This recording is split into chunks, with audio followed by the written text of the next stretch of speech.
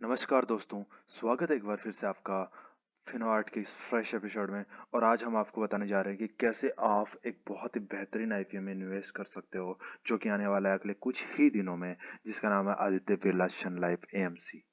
दोस्तों, ये एक ऐसा आईपीओ है जो कि इंडिया में चौथा एएमसी आईपीओ आने वाला है। इससे पहले 3 और आईपीओ आ चुके थे, जिनको यूटीआई एएमसी, एचडीएफसी एएमसी और निप्पॉन इंडिया बोल रहे हैं।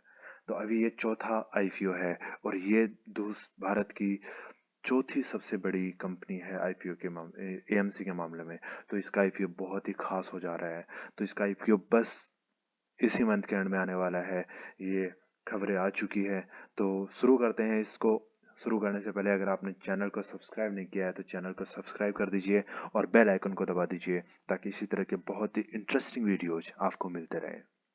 दोस्तों, ये फिनआर्ट का स्पेशल एपिसोड है और इसके लिए आप ज़्यादा डिटेल्स चाहिए तो आप finart.com इस वेबसाइट पे जाओ और वहाँ से आप ये डिटेल्स ले सकते हो।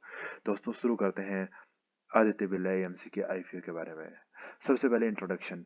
ये कंपनी 1994 में इनकॉर्पोरेट हुई थी और फिर उसके बाद में आदित्य बिरला सन लाइफ एएमसी जो है वो एक जॉइंट वेंचर बन गया था आदित्य बिरला कैपिटल लिमिटेड के द्वारा और सन लाइफ एएमसी के द्वारा। उसमें से Aditya Birla capital limited Indian company है और सन लाइफ एएमसी एक फॉरेन कंपनी है। तो ये कंपनी अभी इस समय टोटल 2776 बिलियन रुपीज का एसेट्स मैनेज कर रही है, जिसमें डोमेस्टिक एफओएफ्स इंक्लूड भी नहीं किए गए हैं। इसमें पोर्टफोलियो मैनेजमेंट सर्विसेज है, इसकी ऑफशोर सर्विसेज है, रियल एस्टेट्स ऑफरिंग है। ये सारे डेटा जो है वो 31 दिसंबर तक का डेटा है। मतलब 31 दिसंबर तक इसमें ये टोटल 2736 बिलियन रुपीज का कारोबार कर रही थी।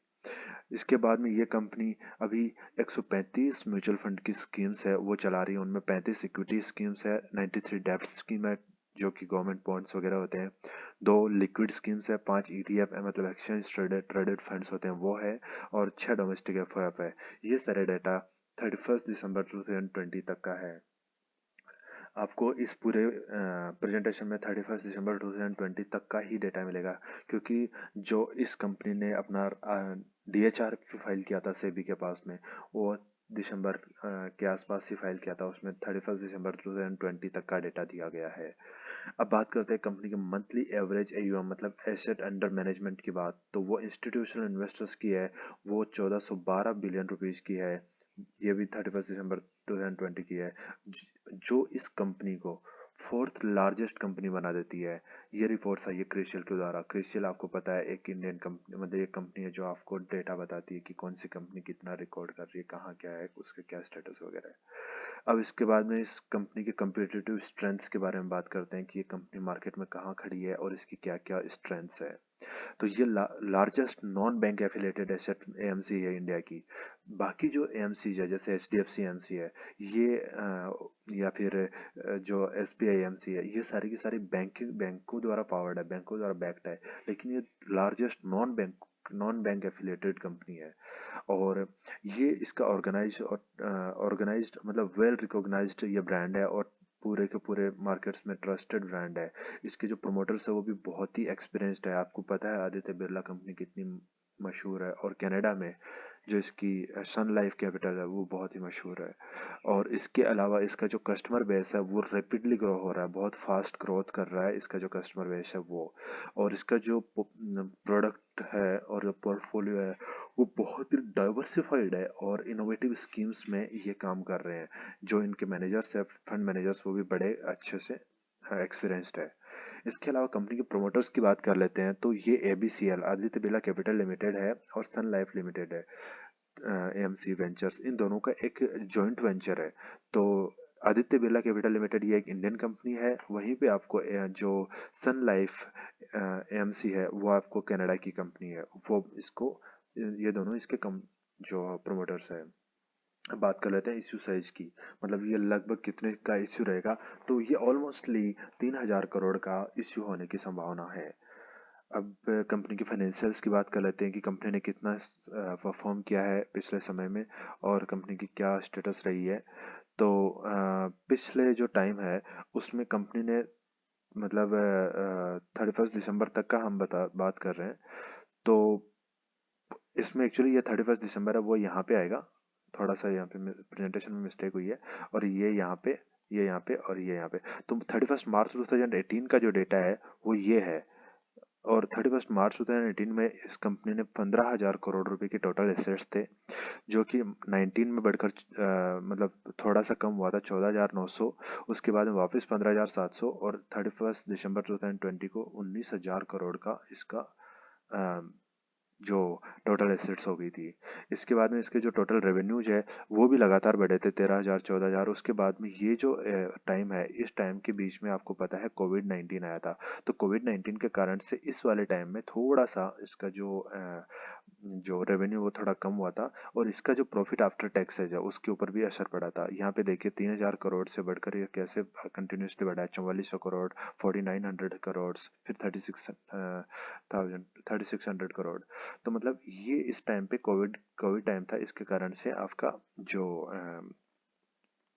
प्रॉफिट था वो कम हुआ था, और इस वाले क्वार्टर में, इस वाले जो साल में इसके वापस से बढ़ने की बहुत ज़्यादा संभावना है।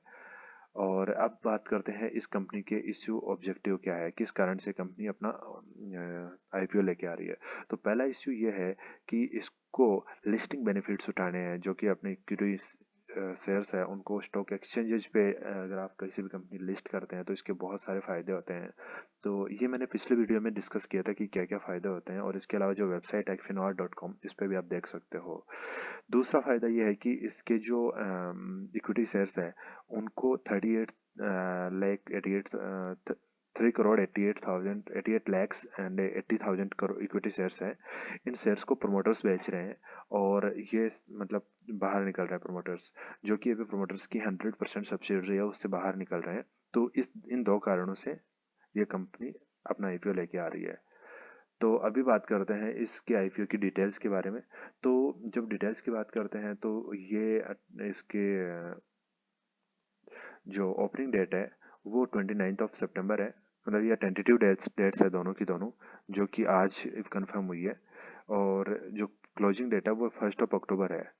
इसके अलावा जो इश्यू टाइप है वो बुक बिल्डिंग इश्यू है। तो इसका काम इस आईपीओ से जो पैसा आएगा, इस आईपीओ के पैसे से कंपनी अपना बुक बिल्ड करेगी, उस कंपनी में ही इन्वेस्ट किया जाएगा और कंपनी को आगे बढ़ाने में यूज किया जाएगा। अभी इस कंपनी की जो फेस वैल्यू है वो ₹5 पर शेयर है, ₹5 पर इक्विटी शेयर, और आईपीओ प्राइस है ऑलमोस्टली 765 है। कहीं कहीं पे ये ₹710 की भी बात हो रही है। तो अभी ये कंफर्म नहीं हुआ है, लेकिन ऑलमोस्टली ₹700 के आसपास या 700 से 800 के बीच का इसका वेरी करने की संभावना है। ठीक है, तो मार्केट लॉट और मिनिमम क्वांटिटी आपको पता चल ही जाएगा। आपको जो मिनिमम लॉट होगी वो आपको लगभग लगभग 15,000 से कम ही होगी। तो 15,000 से कम में जितनी भी इसकी होगी, मतलब लगभग लगभग 20 क्वांटिटी के आसपास होगा, ये 20 के आसपास। तो इतने मार्केट लॉट होगी। अभी ये बीएससी और एनएससी दोनों के ऊपर लिस्ट होगा, और जो इश्यू साइज है वो ₹5 के फेस वैल्यू के ऊपर ये सारे शेयर है, 3,88,80,000 शेयर है। ठीक है, और जो ऑफर फॉर सेल है वो, मतलब जो सेल है वो पूरे के पूरे ऑफर फॉर सेल ही है। अब बात करते हैं आगे की पॉइंट्स की। तो ये इसका जो आईपीओ है वो नेक्स्ट वीक आने वाला है, ये क्लियर हो चुका है जैसे मैंने आपको बताया। जो ये सोर्सेज की तरह से खबर निकली है, ये जो आईपीओ है वो लगभग 3,000 करोड़ का होगा, जो मैंने आपको पहले ही बता दिया था। और इसके अलावा जो एएमसी आईपीओ है वो इंडिया का फोर्थ बिगेस्ट एएमसी कंपनी है। ये fourth biggest mutual fund house है। इसके अलावा सबसे पहले नंबर पे आपको बताया मैंने एसबीआई लाइफ है, फिर एचडीएफसी एएमसी है, और उसके बाद में यूटीआई एएमसी है। तो ये मतलब चौथा सबसे बड़ा एएमसी कंपनी है, जिसमें 2.75 बिलियन इसका एएमसी मतलब एसेट अंडर मैनेजमेंट है। ठीक है, अभी इस कंपनी के प्रोमोटर्स की होल्डिंग्स की बात करते हैं। तो अभी जो प्री इश्यू है वो 100% है, मतलब जो प्रोमोटर्स के पास 100% स्टैक है। एंड अभी जो आफ्टर दिस आईपीओ इनका जो होल्डिंग है वो मतलब टाइम के साथ में अनाउंस कर दिया जाएगा। अब बात करते हैं कि इस आईपीओ में अप्लाई कैसे किया जाए। तो आईपीओ में अप्लाई करने के लिए आप या तो यूपीआई के थ्रू अप्लाई कर सकते हो, और या फिर एएसबीआई के थ्रू अप्लाई कर सकते हो। तो यूपीआई से अप्लाई करने के लिए या नेट बैंकिंग से अप्लाई करने के लिए आपके पास एक डीमेट अकाउंट होना चाहिए, और डीमेट अकाउंट आपका एपस्टॉक्स में ओपन करवा सकते हो। नीचे डिस्क्रिप्शन में लिंक दे रखी है, वहाँ से अप्लाई करोगे आप। अकाउंट ओपन करोगे तो फ्री में अकाउंट ओपन हो जाएगा। इसके अलावा आपको 1,000 रुपये तक का ब्रोकरेज क्रेडिट मिलेगा और आप किसी भी आईपीओ में फ्री में इन्वेस्ट कर सकते हो, म्यूचुअल फंड में फ्री में इन्वेस्ट कर सकते हो। बहुत सारे फायदे हैं वो आप वहाँ से कर सकते हो। और अगर आप इसमें मतलब एसबीआई के थ्रू मतलब नेट बैंकिंग से भी अप्लाई कर सकते हो, जिसके लिए भी आपको कम से कम एक ब्रोकर की तो ज़रूरत पड़ेगी ही। अभी बात करते हैं पिछले जो एएमसी आईपीओ आए थे उनकी परफॉर्मेंस कैसी है। ये बहुत ही एक इंटरेस्टिंग चीज़ होने वाली है। जो आपको मैं 3 एएमसी आईपीओ जो लिस्ट हो चुके हैं उनके आपको बताऊंगा डेटा, तो आप हैरान रह जाओगे।